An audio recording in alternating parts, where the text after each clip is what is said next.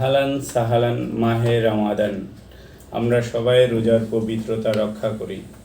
আজকে আমাদের ইফতারিতে আছে চিকেন কোরমা, সাদা পোলাও, কিছু ফ্রুটস, পেঁয়াজু।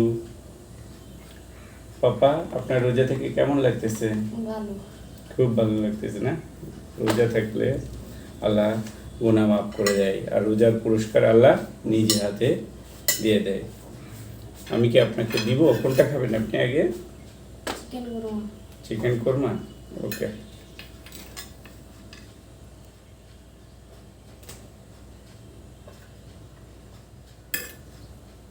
আপনি তো ইফতারি করবেন আপনার?